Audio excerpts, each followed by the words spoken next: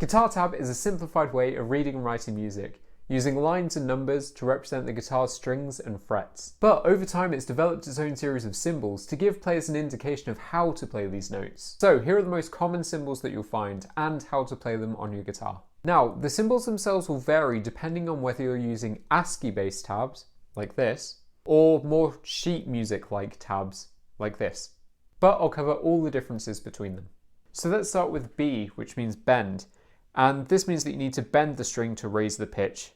Usually the tab will tell you how much by showing the intended pitch as a fret next to it. So here I'm bending the 12th fret until it's the pitch of the 14th fret.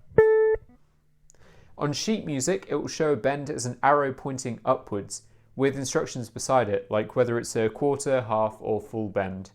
Now, bends might be followed by an R symbol, which means release, and this shows that you have to release the bend back to its original pitch. Again, on written music, this will be shown as a downwards arrow. PB stands for pre-bend, meaning that you bend a string up to the pitch of another fret before even playing it. Most often, the number that's shown is the pitch of the fret that you're bending up to. So for example, here I've pre-bent the 12th fret until it's the pitch of the 14th fret. Now usually PB is followed by R, meaning that you need to release the bend back to the original pitch of the fret, like this.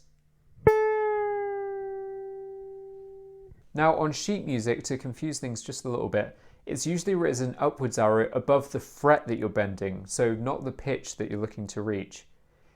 It will have an amount of the bend that you need to make, like half or a full, followed by a downwards arrow for the release. Next we have vibrato, which is either a little squiggly line or a V, and this means that you're rapidly bending and returning the note to create a wobbly sound.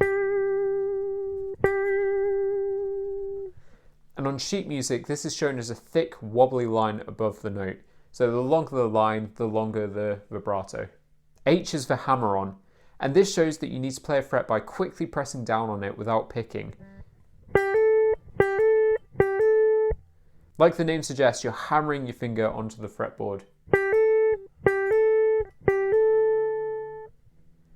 P is for pull-off, which is like the opposite of a hammer-on. Now you need to pull your finger off the fretboard to play a note without picking it again.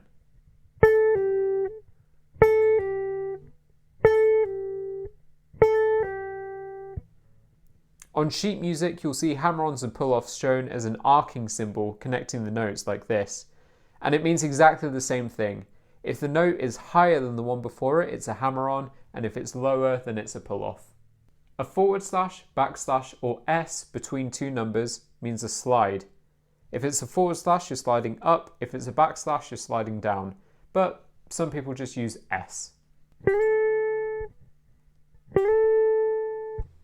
On sheet music, you'll see this as a diagonal line connecting the two notes together.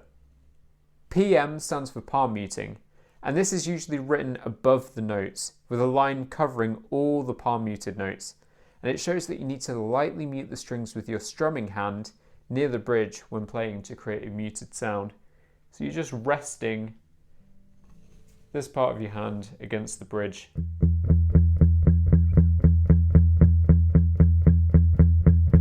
Lightly muting the string. An X stands for a muted string, and this is when the string is fully muted by resting your fretting fingers on them, but not fully pushing down. And this is mostly for percussion. TP stands for tremolo picking, and this is usually shown above the notes, and it means that you need to rapidly pick the notes. Like palm muting, it's usually shown above the tabs.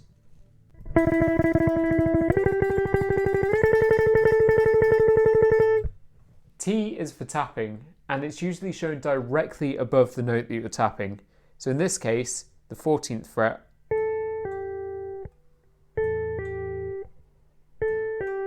It works similarly to a hammer-on. You're just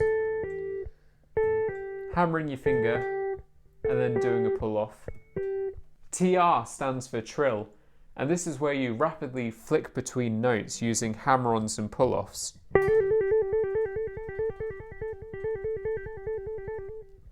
Like that. On sheet music, it's shown as TR and then a wavy line, like the vibrato line above it. Now, I find that most people don't use TR anymore to show trill. It's just shown as hammer-ons and pull-offs, but they work in a very similar way. A number in an angled bracket means a natural harmonic, and you do that by lightly touching the surface of the string without pressing down and picking the string. Like that. On sheet music, it's shown as a diamond with the letters NH above it, natural harmonic.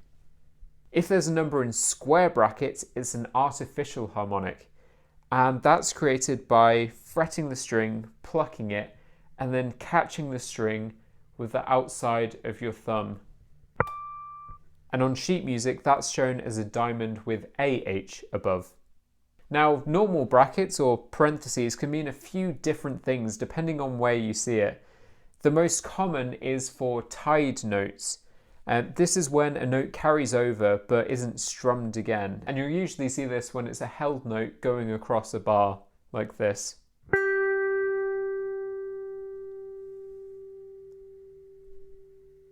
And you'll probably also see this a lot on chords that are held across bars as well. In sheet music, the number's still in brackets, but it's connected to the previous one by an arc. As I said, these are the most common symbols used, but sometimes an author will use some weird and wacky symbols that you don't even recognise. In most cases, there'll be a legend either at the beginning or end of the tab showing what each symbol means. If not, have a listen to the song and see if you can work it out for yourself. So, good luck with playing tabs and subscribe for more guitar tips. Thank you.